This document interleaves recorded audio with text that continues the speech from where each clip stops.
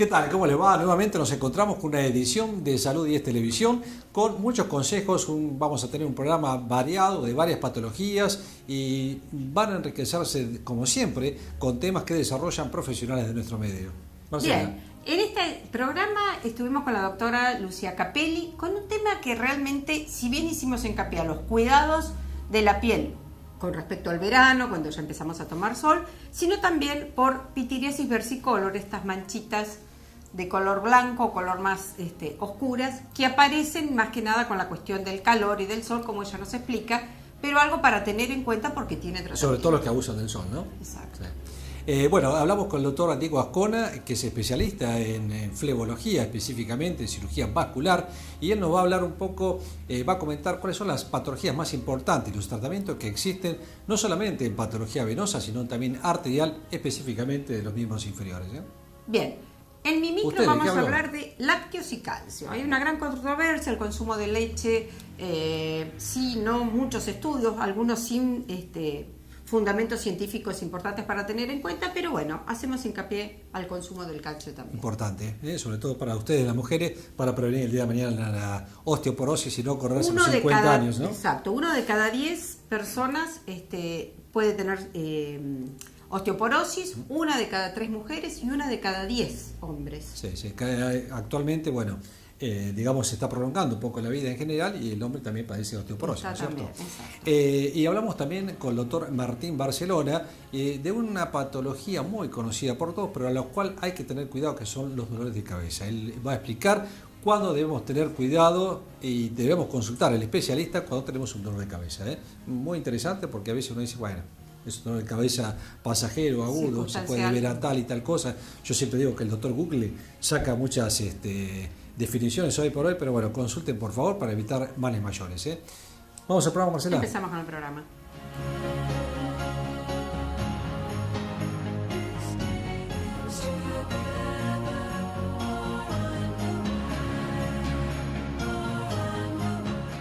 Bien, como anunciamos en el programa, estamos con la doctora Lucía Capelli, dermatóloga, que ya nos ha visitado y realmente nos es tan explícita en todo lo que le preguntamos que por eso la hemos invitado nuevamente. Así que gracias, Lucía, por estar con nosotros. Y una de las preguntas que, como vos nos comentabas, muy frecuentes, es esto de las manchitas que cuando aparecen y empezamos a tomar sol aparece con más frecuencia, que tienen un nombre más difícil, pero por ahí cuando uno va y dice, tengo estas manchitas blancas, y por eso llamamos a Lucía para que nos cuente y nos des el nombre científico para que la gente identifique su patología. Contanos, Lucía, este tema. Bueno, en realidad cuando viene un paciente que presenta manchitas en la piel, nos planteamos como varios diagnósticos diferenciales, pero bueno, hablando de esto de cuál es la más frecuente en verano, hay una patología que se llama pitiriasis versicolor. Tiene un nombre bastante complicado, pero en realidad es una patología sencilla y muy fácil de tratar. ¿Cómo se presenta esta enfermedad? Aparece como manchitas blancas o marrones y rara vez con un color rosado, que se localizan sobre todo en el pecho, en los hombros y en la espalda. Puede aparecer a cualquier edad y es más frecuente en épocas donde la humedad y el calor es mayor, ¿sí? Por eso es muy común verlo en verano. Estas manchitas generalmente son asintomáticas, es decir, no tienen ningún síntoma, no pican, no duelen, no arden, y el motivo que consulta al paciente ir al consultorio es por algo estético meramente. ¿Sí? Cuando nosotros vemos esto, bueno, primero tranquilizamos al paciente y se trata de una forma muy sencilla, ¿sí? Se puede dar una pomada, una crema o un spray con un antimicótico. Los azoles son los más utilizados, en este caso clotrimazol. Y cuando las lesiones son más extensas, es decir, que abarcan una superficie corporal mayor, el tratamiento es por vía oral. El tratamiento más efectivo es itraconazol, 200 miligramos día por una semana, y el hongo se muere.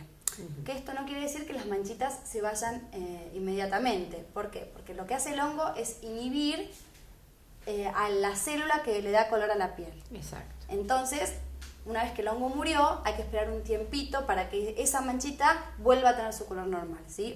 Le decimos al paciente que tome sol, que se exponga al sol, siempre con protección obviamente, para que de a poquito la manchita vuelva a tener el color de la piel normal. Bien. ¿Y qué lo puede, o sea, como vos decís, es un hongo, pero aparece de nada? Sí, es un hongo que en realidad muchas veces vive en nosotros, pero cuando aumenta la temperatura corporal, por ejemplo en verano o en pacientes que hacen mucho deporte porque suelen transpirar demasiado, ahí en forma aguda se brotan.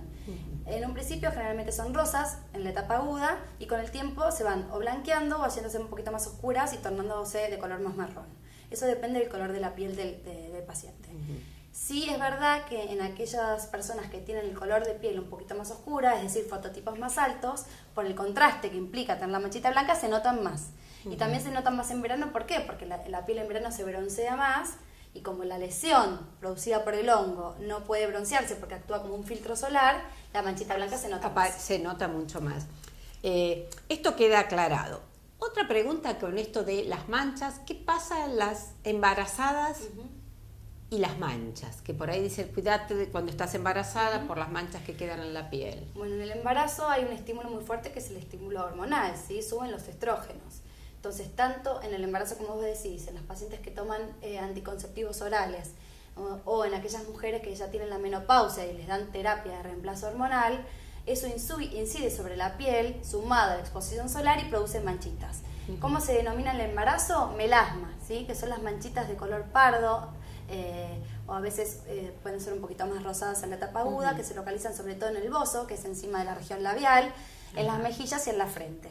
¿Sí? Es mucho más frecuente en aquellas pacientes también que tienen fototipos altos, en las pieles más morenas, ¿sí? Cosa que en las pacientes con pieles más claras la lesión no es tan evidente. ¿Y esto desaparece? En algunas pacientes sí, en algunas pacientes no. Fundamental a la mujer embarazada es decirle que use protector solar desde el día 0 y que trate de no exponerse al sol, sobre todo en las pacientes de pieles más morenas. Cuando el melasma es superficial, ¿qué quiere decir? Que está ubicado en la última capa de la piel, con un tratamiento protector solar, suele retroceder o espontáneamente con el tratamiento, pero en aquellas pacientes en que el melasma es más profundo, o sea que está localizada en la capa media o más profunda de la piel, por más tratamiento que hagamos es muy difícil sacarlo. Muy difícil. De hecho hay muchas pacientes que tienen 60, 70 años y que se mancharon en el embarazo y todavía tienen manchas. Y todavía tienen manchas. Bien, pregunta para ir preparándonos porque ya vemos que los adolescentes empiezan a tener el cuerpo más expuesto y empiezan a broncearse. Sí. ¿Qué consejo mínimo, pero para empezar, a los adultos, obviamente, y a los adolescentes, qué hago? ¿Cómo me protejo? ¿Qué controles debo tener? Mira, lo ideal es protegerse durante todo el año. Sé que por ahí a los pacientes les parece medio difícil, porque la verdad que ponerse crema es engorroso, pero si uno se cuida todo el año es más fácil tener el hábito en verano y de esa forma evitar, primero, exponerse a los rayos para prevenir el cáncer de piel. Segundo, para que aparezcan manchitas, arruguitas y todo lo que a las mujeres no nos gusta que nos pase. Entonces, protector solar, siempre un factor mayor a 50, que nos proteja contra los rayos solares A y B. Y siempre es importante tener en cuenta que hay que renovarlo cada 2 o 3 horas, porque el efecto del protector solar dura máximo 3 horas. Claro. Entonces, cada 2 o 3 horas reponerlo. Si uno se entra a una pileta o al mar, inmediatamente después de salir hay que volver a colocárselo. Y otra cosa que es muy importante es no colocárselo inmediatamente antes de ir al sol. Media hora antes hay que hacerlo, porque tarda un poquito el efecto. Exacto. ¿Qué pasa? Porque si bien cuando somos más adultos tomamos conciencia de lo que hicimos cuando éramos chicos y nos exponíamos con un montón de mezclas y de todo para tomar sol, hoy nos cuidamos por ahí, me incluyo, con protector 50. Los adolescentes no. Por lo menos 30 como súper mínimo, ¿no? Porque en el mercado hay de 8, de 15, sí. ¿Por qué existen? En realidad, bueno, primero con lo que me decís, todos los años que no nos cuidamos, ya está, uno no tiene que pensar para atrás porque ese daño está hecho y se sabe que los daños del sol son acumulativos.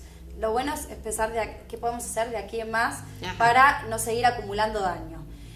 Con respecto al factor de protección, se sabe que empieza a proteger un protector solar de 30 para arriba. Claro. Todo lo que sea de 30 para abajo no sirve. O sea, de 0 a 30 la protección es nula. Y de 30 para arriba es muy poquito lo que sube. Se dice que tiene una escala logarítmica, ¿sí? De 30 para arriba es efectiva. Ya 70, 80, 90, 100 no tiene mucho sentido, ¿sí? Sí se sabe que, por ejemplo, en invierno podemos usar un 30, está perfecto, pero en verano siempre, donde la intensidad solar es un poco mayor, la idea es usar 50 para arriba. Y entre un 50 y una pantalla, que dicen pantalla, ¿es lo mismo? No hay mucha diferencia de pantalla, bloqueador o protector. En realidad son sinónimos que usa el mercado como para... Sí. Que, si para uno dice pantalla, producto. Bloqueador, el paciente va y lo compra antes porque dice, no, este bloquea. En realidad es lo mismo. ¿Sí? El de 50 son nombres ya... comerciales para que sean más atractivos para ¿Y los comprarlos. autobronceantes? El autobronceante se puede usar sin ningún problema, no daña la salud.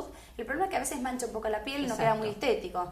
Y da ese color medio naranjón que no queda muy lindo, pero no hay ningún problema. Pero se puede utilizar. Lo que sí está prohibidísimo el tema de las camas solares. Ya en realidad se tendrían que prohibir al público porque genera daño 10 veces mayor que el sol. Y el daño de la cama solar se acumula mucho más rápido en un periodo mucho menor de tiempo que el sol, mancha y produce cáncer de piel con mucha más potencia que el sol. Realmente para considerarlo, para tenerlo en cuenta, a todos nos gusta estar súper bronceados porque nos cambia el humor, la ropa queda mejor, la vestimenta con un buen bronceado, pero bueno, algunos hemos intentado revertir la situación, a veces tarde, pero bueno. Obviamente no hay que ser tan estrictos, uno necesita exponerse al sol para generar vitamina D. Exacto. Y además es incompatible con la vida decirle a una paciente no vayas a la playa, no vayas a la pileta. Por eso hay que ser lógicos en esto. Lo que a mí me interesa remarcar es que estaría bueno tomar sol en horarios más adecuados, intentar no exponerse entre las 10 de la mañana y las 4 de la tarde, que es donde el sol, la incidencia de los rayos son más verticales y donde el daño es mucho mayor. Exacto. Y en el resto de los horarios ir a la pileta, tomar sol, pero con protector solar o con ropa adecuada. Y que uno se broncea igual aunque tenga un protector 50. Exacto. Exactamente. Lo que evitamos es la quemadura solar con el protector solar, es no arrebatarse, no ponerse colorado, no pelarse, todo lo que a uno le arruina las vacaciones. Además. Exacto, porque además duele, no solamente que estéticamente queda mal, pero bueno. Vamos a insistir con este tema, ya estamos medio fanatizados con el cuidado de la piel. El cáncer de piel no se tiene en cuenta hasta que empezamos a tener alguna duda. Ya lo hemos charlado otra vez con esto de los lunares. Tenemos que tomar conciencia, hacer prevención. No sale de esta palabra, promoción y prevención de la salud es importante. Así que Lucía, muchas gracias por estar con nosotros y bueno, seguimos en Salud 10.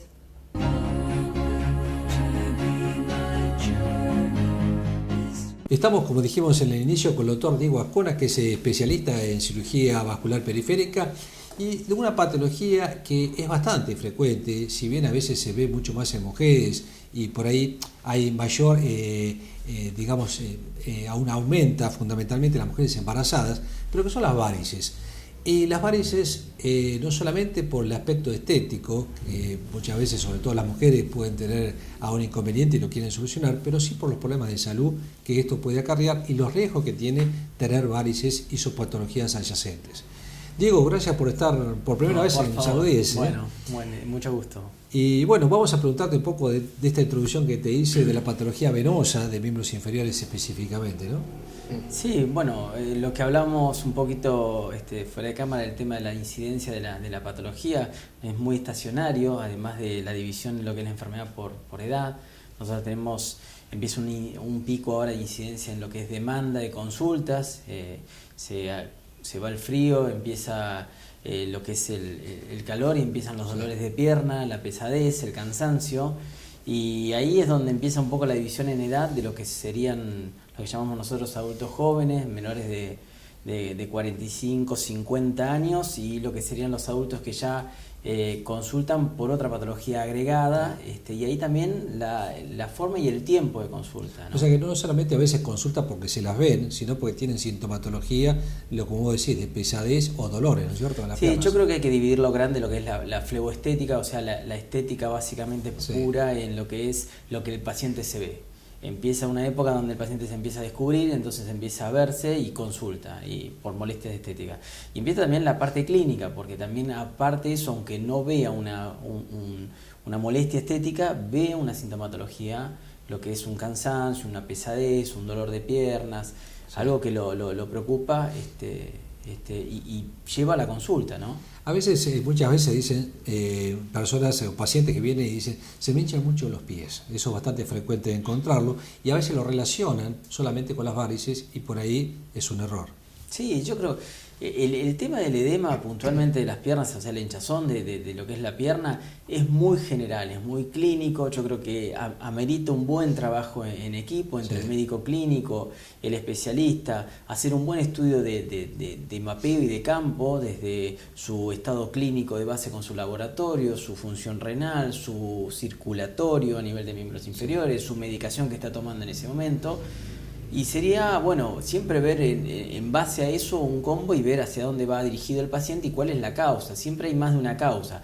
Obviamente que a nosotros nos ven siempre, digamos, esos pacientes que tienen ese edema recidivante o que no lo pueden tratar o que son muy rebeldes. Entonces vienen ya con una predisposición distinta, o es un paciente que le cuesta un tipo de tratamiento, y bueno, ahí es donde utilizamos algunas técnicas puntuales como para determinar cambiar un poco la situación, ¿no? Te hago una pregunta, digo, el tema de esto se pregunta siempre, varices externas, varices internas. ¿Cómo se diagnostica esto?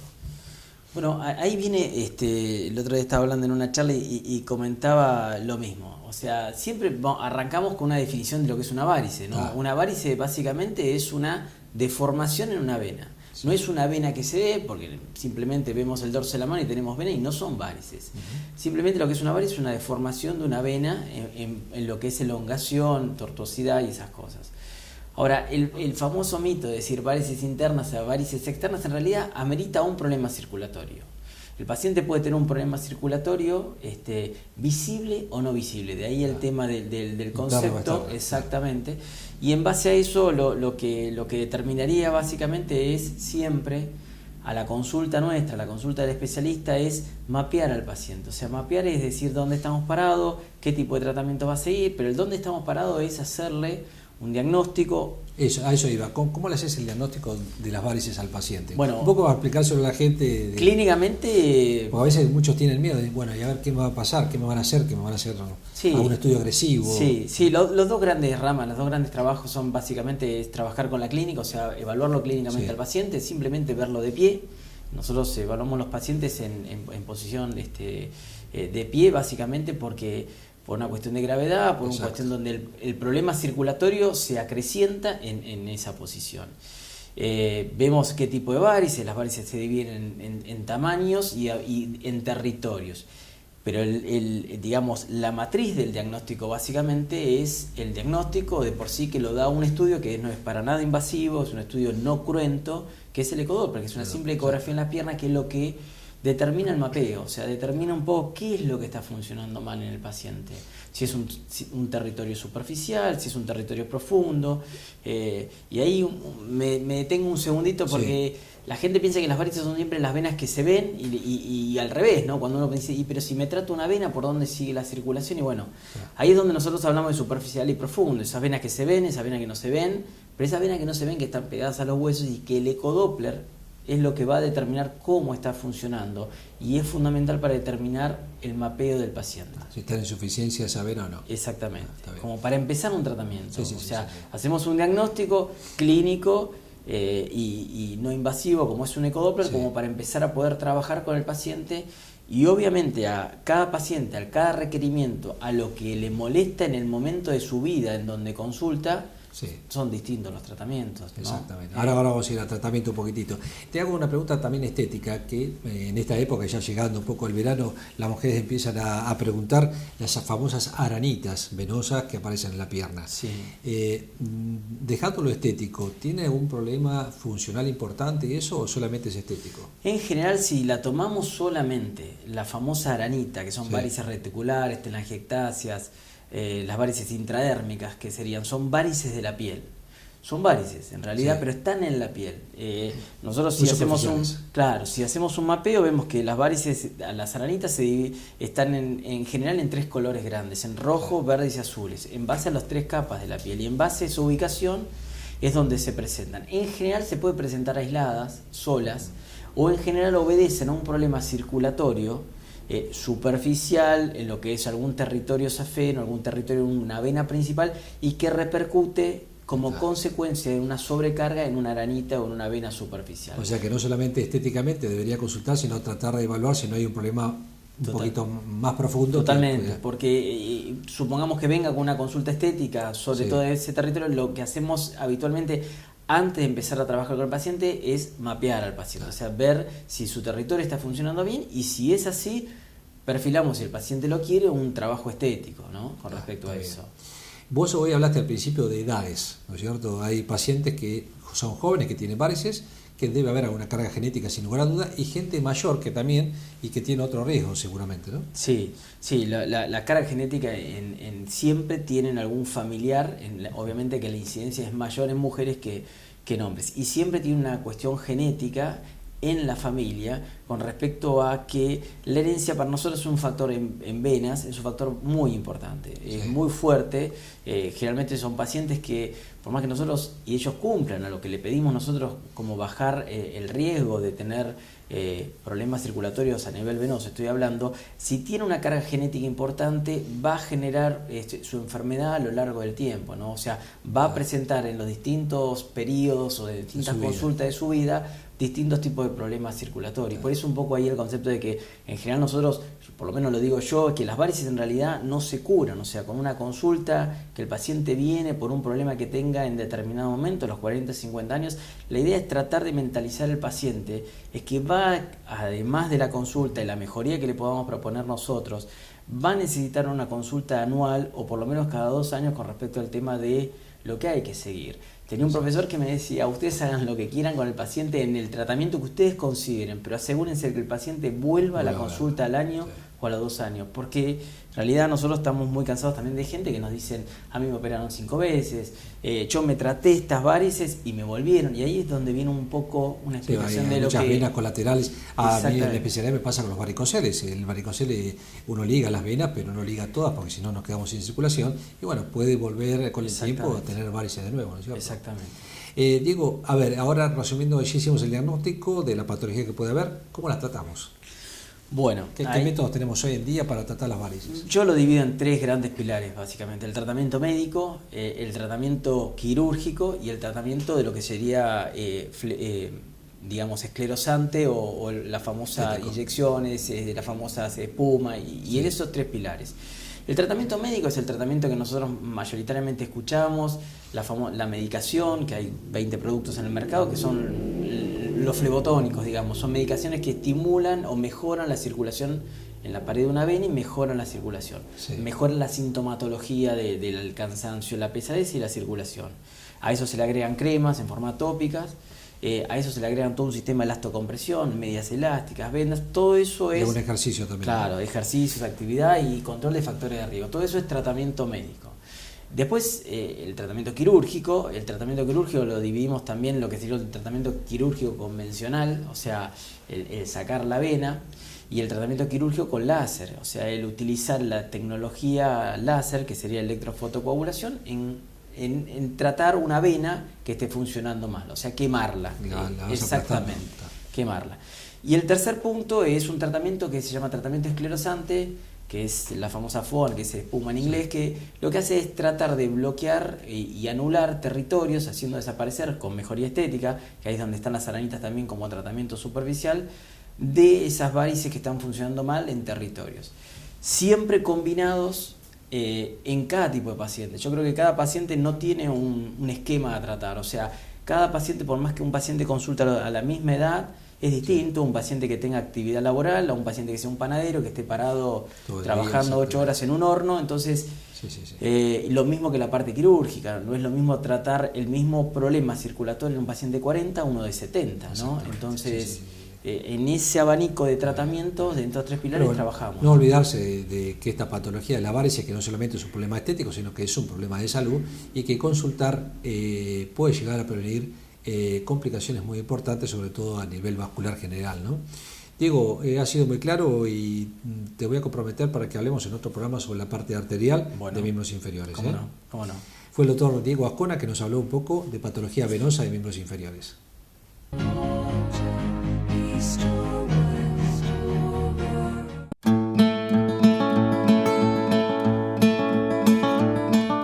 Bien, tema de hoy, el calcio, la leche, los lácteos en general. Por supuesto que si evaluamos la gran cantidad de información que hay alrededor de lo que es el consumo no de leche, tenemos muchas dudas. Hay muchos de los trabajos que tienen un buen justificativo científico y hay otros tantos que quizás no nos podemos hacer cargo de toda la cantidad de datos que salen a través del consumo sí de leche o el no de leche. Lo que sí sabemos que hay un déficit de consumo de leche por parte de los argentinos. En la última encuesta nacional de nutrición y salud de la población se determinó que hay muy poco consumo de lácteos. La mitad de los chicos consumen leche, los que deberían consumirlo. ¿Por qué la leche es importante? Primero que es uno de los primeros alimentos que se van consumiendo luego de dejar de consumir la leche materna, que por supuesto reforzamos, indicamos hasta los 6 meses pecho exclusivo. Empezamos a consumir los lácteos.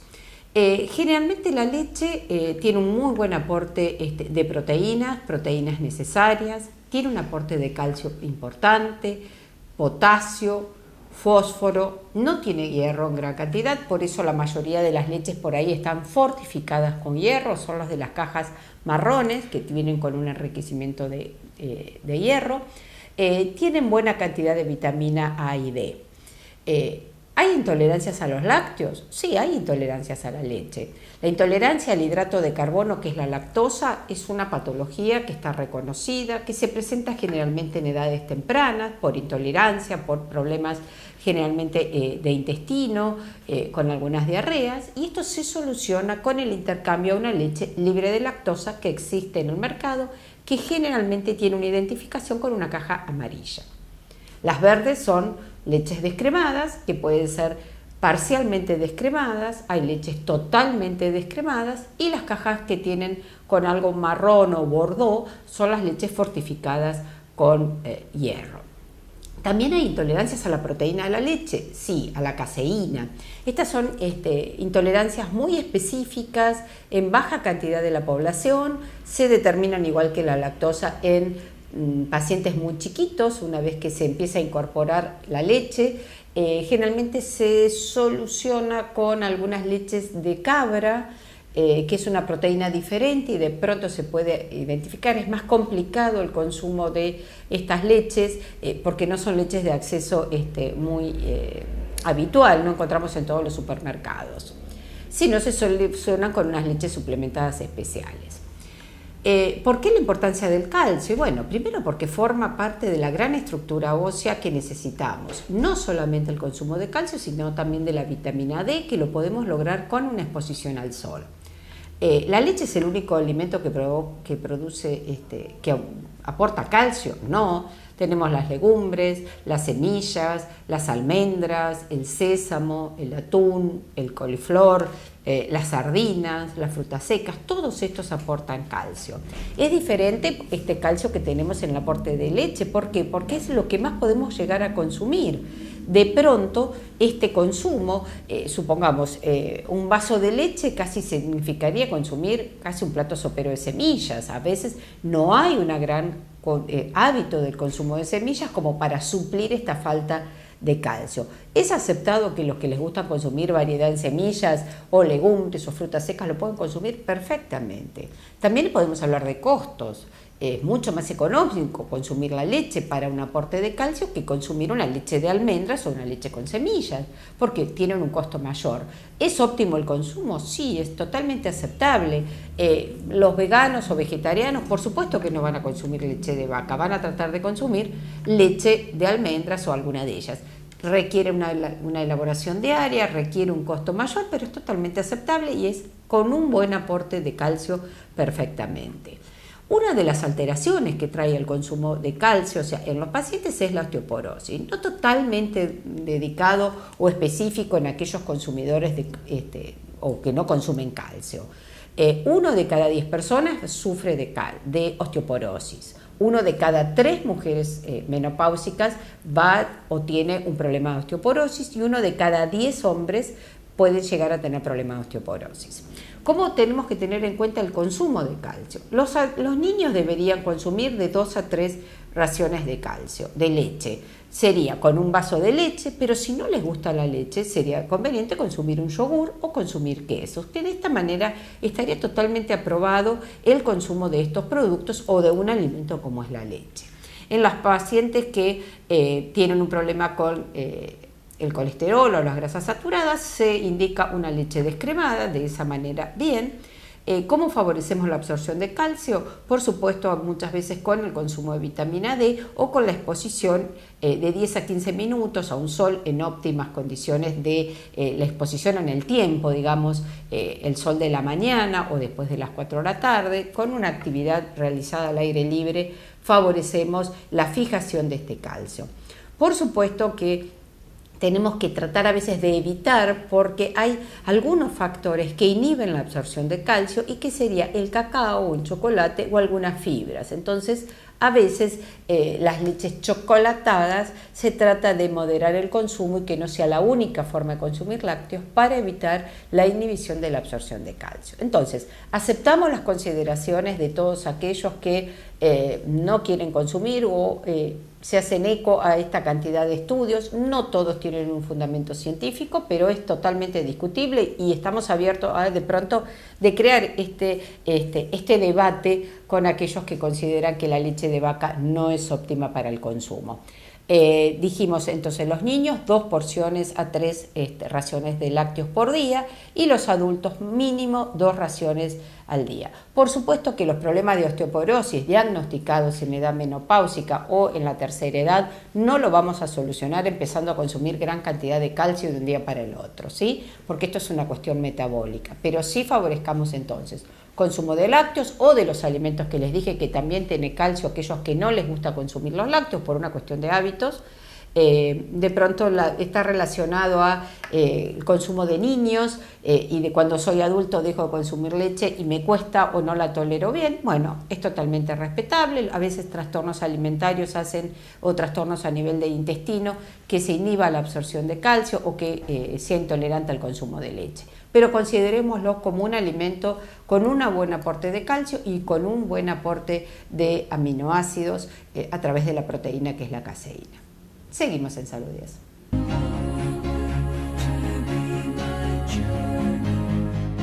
Bueno, nos encontramos con el doctor Martín Barcelona, que es especialista en neurocirugía. Ha estado en otros momentos en nuestro programa, pero hoy vamos a tratar un tema que es, le diría que por demás frecuente. Pero hay tantas variedades de lo que vamos a hablar que queremos ver de cómo encararlo, cuándo realmente se debe consultar, cuándo debe tener importancia este tema y cuándo acudir a un especialista. Vamos a hablar de los famosos dolores de cabeza, que tienen diferentes denominaciones, cefaleas, migrañas, etcétera. Pero bueno, Martín nos va a explicar un poquitito de qué se trata esto. Gracias, Martín, por estar nuevamente con nosotros. Sí, bueno, te agradezco yo. Bueno, vos sabés que el dolor de cabeza es algo, para vos era muy frecuente, pero uno lo ve siempre a diario, ¿no? Sí, por ahí lo importante, yo considero que por ahí para la población conocer es, porque los dolores de cabeza, la cefalea es dolor de cabeza. Uno a veces dice cefalea y está hablando de dolor de cabeza. Lo que pasa que lo importante cuando uno tiene un cuadro de dolor de cabeza es sobre todo saber cuándo la gente tiene que consultar y cuándo un dolor de cabeza puede ser grave. Por eso hay varias clasificaciones de los dolores de cabeza, muchos se clasifican en primarias y secundarias. Por ahí la más práctica es clasificarlas en agudas y crónicas. La cefalea aguda es la que se da en una persona que nunca tuvo un dolor de cabeza y comienza con un dolor de cabeza, o que nunca tuvo un dolor de cabeza de este tipo, que frecuentemente no tiene dolor de cabeza y comienza con un dolor de cabeza. Eso es un dolor de cabeza agudo. Todos los dolores de cabeza agudo pueden estar evidenciando patologías potencialmente graves y que le pueden costar la vida al paciente. Puede ser una infección del sistema nervioso, una meningitis, puede ser una hemorragia cerebral, un tumor, a veces hasta malformaciones se pueden presentar con complicaciones agudas. Pero bueno, ¿cuándo una persona debería consultar por un dolor de cabeza? Cuando el dolor es un dolor de cabeza que empieza de manera repentina, brusca, o que es un dolor de cabeza que por ahí, si bien no empieza de manera tan brusca, el paciente nota que empeora en horas o en días. Hay un empeoramiento llamativo, empieza a la mañana con un dolor de cabeza y ve que para la tarde está peor de como empezó. Y a veces ya tomaron analgésico y bueno, ahí hay que consultar, sí o sí. Ni hablar cuando el dolor de cabeza se acompañe de fiebre, si es un paciente que tiene un dolor de cabeza. Si por ahí es un cuadro febril con un poco de dolor de cabeza, eso es normal. Ahora, si el dolor de cabeza toma pasa a ser lo más importante en el cuadro, acompañado de fiebre, ahí hay que consultar sí o sí. Mucha gente asocia a veces los dolores de cabeza, dice, me duele la cabeza, debo tener presión, ¿no es cierto? Claro. Y a veces toman la presión, es normal, y lo dejan pasar, ¿no? Sí, ese es todo un tema. Siempre que hay dolor de cabeza, es muy raro que la presión genere dolor de cabeza. A veces excepcionalmente da cefalea, pero siempre es muy importante, si te duele la cabeza, tomarte la presión, porque la presión nos puede ayudar a evidenciar de que el paciente está con un accidente cerebrovascular en curso y el dolor de cabeza es por el accidente cerebrovascular. Entonces, siempre hay que tomar la presión ante un dolor de cabeza, porque nos puede dar mucha información y a veces la gente también, si tiene la presión alta, sale corriendo a un hospital o un sanatorio y termina consultando, porque acá lo importante es que consulten.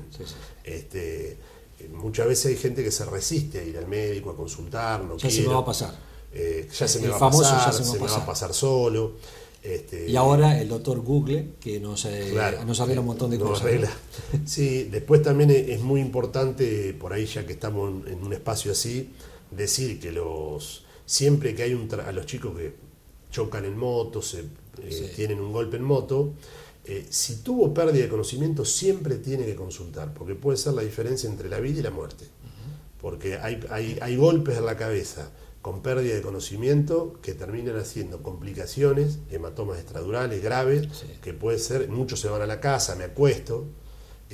Si después de un golpe queda conmocionado, como knockout así de boxeo, tiene que consultar sí o sí. No, escuchen eso es importante. Esto se ve muy frecuentemente, accidentes de tránsito lo tenemos todos los días, o caídas a veces que uno pierde conocimiento momentáneamente, bueno, no dejarlo pasar porque se le fue, sino consultar para no evitar. Claro, porque terminan diciendo, no, me voy, y no hay manera de llevarlo, y después a veces, y uno lo ha visto un montón de veces, termina siendo tarde, porque cuando lo llevan ya no hay más nada que hacer. Terminas con hemiplegia o muerto, realmente. Y hablamos de chicos jóvenes muchas veces que terminan muertos por no haber querido ir al hospital ante un golpe en la cabeza.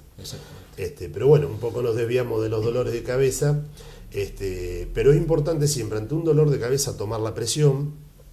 Y otra cosa, si el dolor de cabeza se llega a acompañar de una pérdida de conocimiento o de un cambio en la conducta, el paciente empieza con trastornos de comportamiento, que lo notan extraño, siempre se consulta.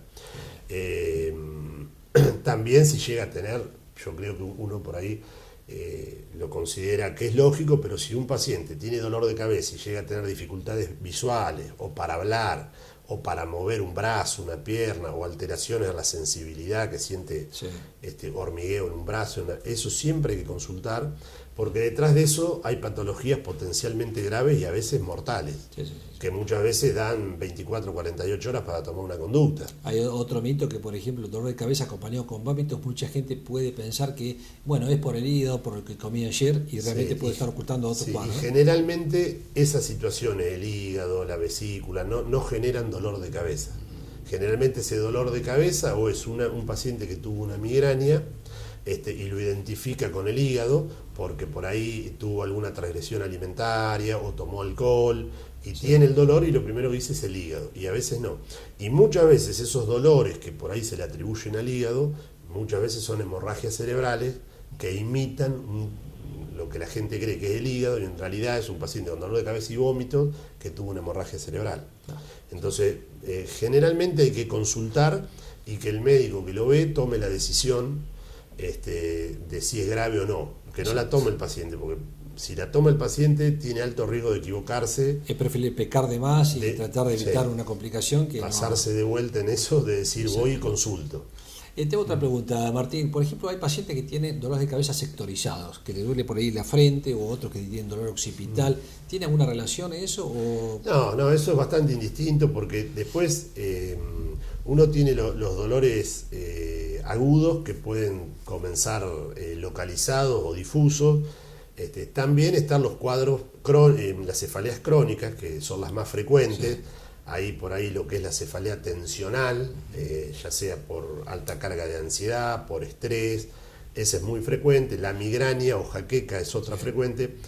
A veces hay pautas que pueden empezar localizadas, generalizadas, pero eso es una decisión también, que el paciente no le va a servir de mucho que uno quiera explicarle, porque es muy médico y es una cosa que le usa el médico en los diagnósticos diferenciales. Están las perimenstruales también de las mujeres, que son bastante frecuentes, pero esas no son para alarmarse, en realidad, sino alarmarse la que vos estás diciendo que es la aguda fundamentalmente. La aguda, la que por ahí puede estar escondiendo un cuadro grave, y por eso también una cosa que es muy importante en un dolor de cabeza agudo es si cambian las características del dolor, no es la que habitualmente tengo, y hay que consultar también. Eso también es muy... O no responde al tratamiento que habitualmente hago, tomo lo que siempre tomo y no me calma. Bueno, eso hay que consultar. Perfecto. Te hago una pregunta un poco saliendo del dolor de cabeza, y esto es muy breve para terminar. Hay una patología que se llama neuralgia del trigémino, que es bastante molesta, bastante dolorosa, y que a veces que no tiene etiología o no tiene causa, ¿no es cierto? Y mucha gente la asocia a un sector de la cara donde duele bastante, ¿no? Sí, la neuralgia del trigémino generalmente que se le dice tic doloroso, es porque es un dolor, un golpe como de corriente en la cara, un dolor muy feo. Bueno, ese sí, también es un dolor que hay que hacerle el diagnóstico, que hay que descartar causas, porque a veces sí las hay, están las neuralgias del trigémino secundarias a determinadas patologías, y está la idiopática, que no tiene causa detectable, pero es una falla en el nervio que genera toda la sensibilidad de la cara. Y muy molesta. Y muy molesta, y que hay que hacer tratamientos, y el tratamiento a veces hay pacientes que andan muy bien y otros que también a veces hay que hacer tratamientos funcionales, lo que se llama neurocirugía funcional, donde se le hacen al ganglio del nervio trigémino. Como la anestesia. Sí, y a veces se infla y se lo comprime desde afuera con un balón. Eso se hace todo por punción. Sí. Una punción se llega en cuadros que no responden a determinados tratamientos farmacológicos. Perdóname, me fui un poco al tema, pero bueno, hay veces que hay gente que aparece con estas cosas y interesante que por ahí lo sepa. Bueno, como corolario, un poco resumiendo todo esto, hay cosas que Martín que dijo muy importante: no todo dolor de cabeza es algo simple. Cuando son agudos, por favor consulten, no se automediquen, que esto es algo bastante común de hacer. Y a veces que hay gente que se toma antiinflamatorios que producen más hipertensión todavía. Claro. Entonces, bueno, lo importante es no automedicarse y consultar al médico frente a estas causas que pueden llegar a provocar este tipo de molestias. Totalmente. Bueno, Martín, muchas gracias por acompañarnos. Un gusto haber estado acá y tratar de aportarle a la gente un poquito. Sí, seguro. Muy valioso todo, y eso que dijiste también, que aquellos que han tenido una pérdida de conocimiento por un golpe que puede haber sido pavo, que no dejen de consultar, porque puede haber una lesión atrás de todo eso. Fundamental. Martín, muchas gracias. Gracias.